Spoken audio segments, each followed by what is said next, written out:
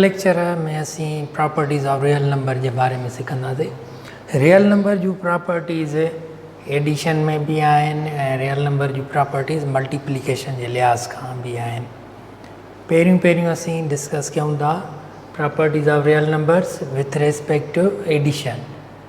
Real number जी properties addition के लिहाज़ खां पहिरीं प्रॉपर्टी आहे क्लोजर प्रॉपर्टी।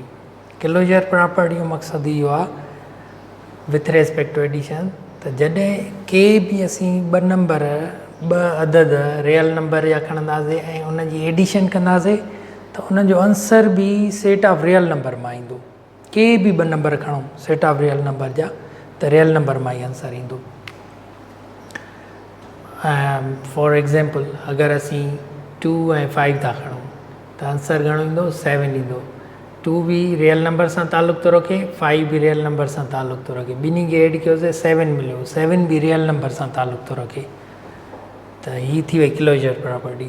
सब सेट क्लोजर प्रॉपर्टी सेटिस्फाई न कंदा आहिनि। कुझु अहिड़ा भी सेट आहिनि या कुझु अहिड़ा नंबर आहिनि जेके सेट आहिनि जेके क्लोजर प्रॉपर्टी सेटिस्फाई नथा कनि। फॉर एग्ज़ाम्पल जीअं स्क्वायर रूट जो सेट आहे -1 ऐं +1। अगरि असीं हिननि ॿिन्ही खे 1 खे 1 सां एड कयूं त -1 खे -1 सां एड कयूं त -2 मिलंदो, जेको हिन सां तालुक़ नथो रखे।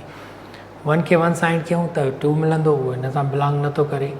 अगरि -1 खे 1 सां एड कयूं त 0 मिलंदो, उहो भी हिन सां तालुक़ नथो रखे। यानी ही सेट ही त हूअं ई रियल नंबर सेट न आहे,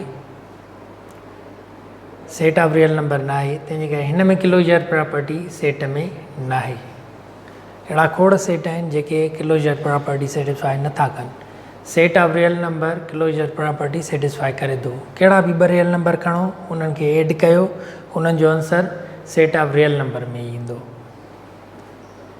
प्रॉपर्टी नंबर 1। प्रॉपर्टी नंबर 2 आहे एसोसिएटिव प्रॉपर्टी। कम्यूटेटिव प्रॉपर्टी किताब में 2 नंबर ते लिखियल आहे, पर इहा 2 नंबर ते न आहे। कम्यूटेटिव प्रॉपर्टी आहे 5 नंबर ते, 5th नंबर ते आहे।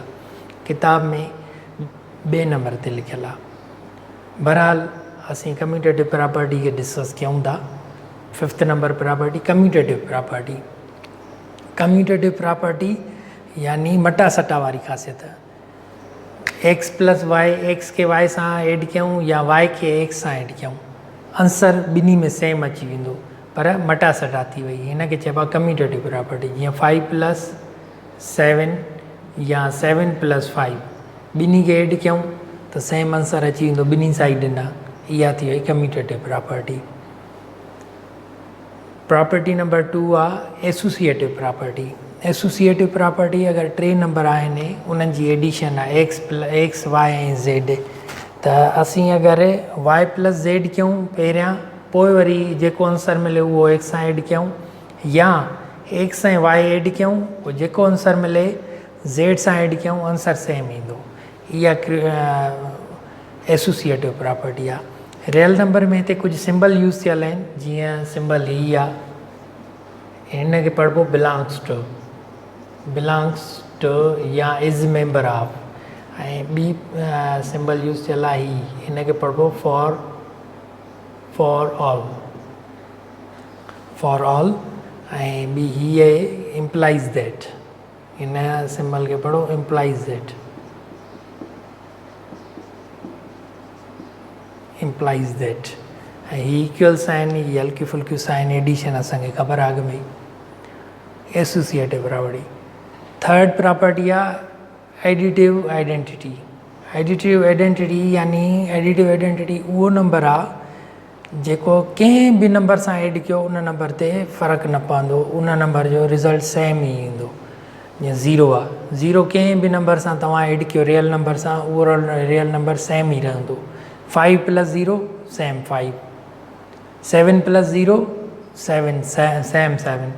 एडिटिव आइडेंटिटी यानी उहो नंबर अगरि असीं ऑपरेशन कयूं, ऑपरेशन हिते प्लस आहे, त उन नंबर ते को बि फ़र्क़ु न पवे। कंहिं भी नंबर सां तव्हां 0 एड कंदा, उन नंबर ते को बि फ़र्क़ु न पवंदो। इहा रियल नंबर में एडिटिव आइडेंटिटी, रियल नंबर जो एडिटिव आइडेंटिटी 0 आहे।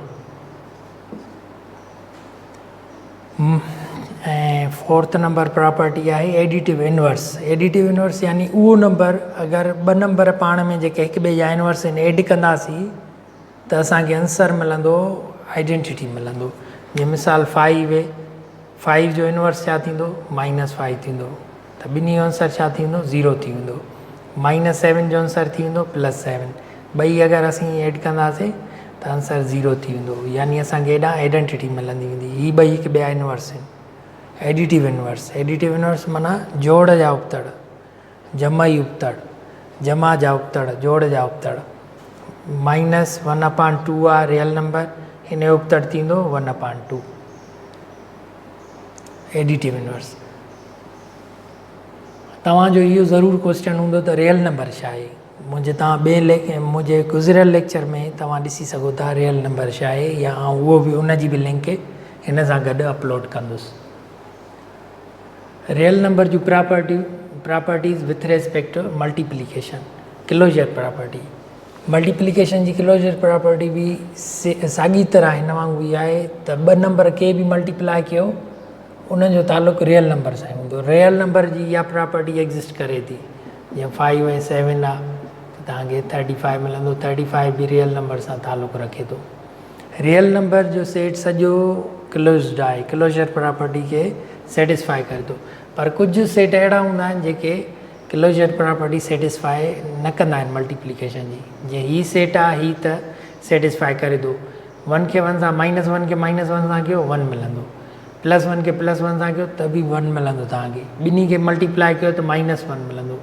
टई हिन सां तालुक़ु रखंदा, यानी हीअ मल्टीप्लिकेशन जे लिहाज़ सां क्लोज़्ड आहे, -1 ऐं 1 जो सेट, स्क्वायर रूट जो सेट। पर स्क्वायर रूट जो सेट एडिशन जे लिहाज़ सां क्लोज़ न आहे। अहिड़े तरीक़े सां ॿिया खोड़ सारा अहिड़ा सेट आहिनि जेके मल्टीप्लिकेशन जे लिहाज़ सां क्लोज़्ड न आहिनि। ऐं 5th number property commutative property, यानी ॿ नंबर मल्टीप्लाई कयो x y या y(x) कम्यूटेटिव। सभु रियल नंबर त कम्यूटेटिव आहे बिल्कुलु, हिन में को बि शक न आहे। पर कुझु अहिड़ा सेट बि हूंदा आहिनि जेके कम्यूटेटिव न हूंदा आहिनि, जेके तव्हां अञा पढ़ी न चुका आहियो। वेक्टर्स, ॿिनि वेक्टर जी वेक्टर प्रोडक्ट कम्यूटेटिव न हूंदी आहे, क्रॉस प्रोडक्ट कम्यूटेटिव न हूंदी आहे। ए क्रॉस बी बराबरि न हूंदो आहे बी क्रॉस ए जे। वेक्टर जी प्रोडक्ट, वेक्टर प्रोडक्ट जेका अञा तव्हां न पढ़ी आहे उहा कम्यूटेटिव न आहे। या अञा तव्हां मैट्रिक्स न पढ़ियो आहे। मैट्रिक में आहे, पर फस्ट ईयर में तव्हां पढ़ंदव। ऐं मैट्रिक्स जी बि प्रोडक्ट जेका आहे मल्टीप्लिकेशन उहा कम्यूटेटिव न हूंदी आहे। Example 2, property 2 associative property. Associative property 3 number आहिनि, x y z मल्टीप्लाई करे पोइ x सां मल्टीप्लाई कयूं त बि सेम आंसर ईंदो जेको हितां आंसर ईंदो। x y खे मल्टीप्लाई करे पोइ z सां मल्टीप्लाई कयूंसि, आंसर सेम ईंदो। इहा प्रॉपर्टी बि रियल नंबर सेटिस्फाई करे थो। 3 प्रॉपर्टी आहे मल्टीप्लिकेटिव आइडेंटिटी। अहिड़ो नंबर आइडेंटिटी अहिड़े नंबर खे चवंदा आहियूं जॾहिं उहो ऑपरेशन कयूं, हिते ऑपरेशन मल्टीप्लिकेशन आहे त नंबर ते कोई फ़र्क़ु न पए। उहो कहिड़ो नंबर आहे जेको असीं मल्टीप्लाई कंहिं बि रियल नंबर सां कयूं त उन ते फ़र्क़ु न पवंदो, उहो 1 आहे। 1 कंहिं सां बि मल्टीप्लाई कयो फ़र्क़ु न पवंदो, साॻियो ई तव्हांखे नंबर मिली वेंदो x। 4th नंबर प्रॉपर्टी आहे मल्टीप्लिकेटिव इनवर्स। मल्टीप्लिकेटिव इनवर्स हर नंबर जो मल्टीप्लिकेटिव इनवर्स हूंदो आहे सवाइ 0 जे। इनवर्स यानी उपतड़, जीअं 5 आहे त उनजो इनवर्स थींदो 1/5। जीअं 2/3 आहे त 3/2 उनजो इनवर्स थींदो। जॾहिं बि ॿ मल्टीप्लिकेटिव इनवर्स मल्टीप्लाई कबा त आंसर हमेशह असांखे आइडेंटिटी मिलंदो। जीअं 1/5 आहे, हिन जो इनवर्स थींदो 5। ॿई मल्टीप्लाई कयूं त 5 में कैंसिल, आंसर 1 मिलियो। जीअं 7 आहे त हिन जो 1/7 आहे त हिन जो मल्टीप्लिकेटिव, जीअं 7 आहे त हिन जो मल्टीप्लिकेटिव इनवर्स थींदो 1/7, 7 में कैंसिल 1 मिलियो। जीअं 2/3 आहे त हिन जो मल्टीप्लिकेटिव इनवर्स थींदो 3/2, 2 वेही आंसर मिलंदो 1। ही कुझु रियल नंबर जूं प्रॉपर्टियूं आहिनि। रियल नंबर जूं ॿी प्रॉपर्टियूं आहिनि जेकी इक्वलिटी जूं बि आहिनि ऐं अनइक्वलिटी जूं बि आहिनि। पंहिंजे नेक्स्ट लेक्चर में इक्वलिटी एंड इक्वलिटी जे बारे में बेसिक कंदासीं। पर रियल नंबर बाबति मुंहिंजो हिकिड़ो लेक्चर आहे जेको इंग्लिश में आहे, उहो बि आउं तव्हां सां शेयर कयां थो। उनखे बि ॾिसो त जीअं तव्हांजो रियल नंबर जे बारे में कॉन्सेप्ट क्लियर थिए।